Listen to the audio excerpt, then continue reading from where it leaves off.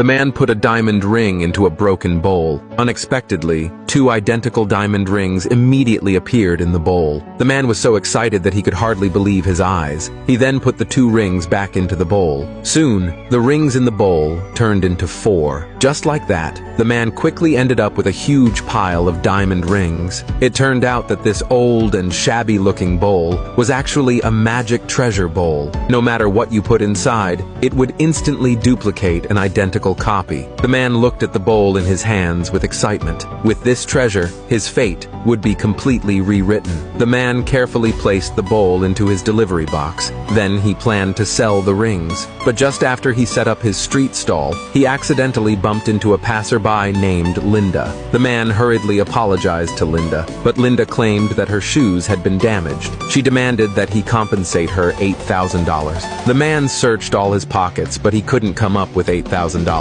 So he suggested to Linda, "How about I give you a diamond ring as collateral? This ring is worth at least $10,000. But Linda picked up the ring, gave it a casual glance, and then tossed it aside. Linda thought the man was trying to trick her. To her, it looked like a cheap, fake ring worth only a few bucks. The man explained to her that his rings were real. If she didn't believe him, she could have them appraised. To expose his so-called lie, Linda called a friend of hers, William, who was an expert in jewelry. To her surprise, William became extremely excited upon seeing the ring. He told the man and Linda to wait right there as he rushed over by car. When William arrived at the scene, he immediately picked up the man's ring and examined it carefully. Linda felt very puzzled. Why was William so concerned about these fake rings? But William told her that these rings were real. He said excitedly that in all his years of studying jewelry, he had never seen diamond rings with such identical cuts and brilliance. William then said he was willing to pay $3 million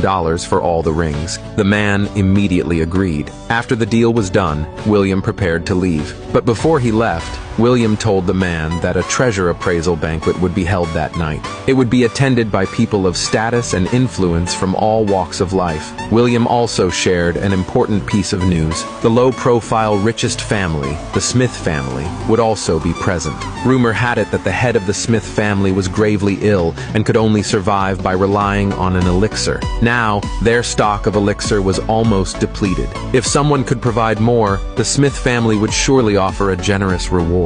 Hearing this, the man accepted William's invitation. Now that he had the treasure bowl, he believed producing any number of elixirs wouldn't be a problem. Linda realized that the man was actually so rich. She changed her attitude toward him. She hoped the man would take her to the appraisal banquet, and the man happened to need a female companion, so he agreed to take Linda to the banquet. At the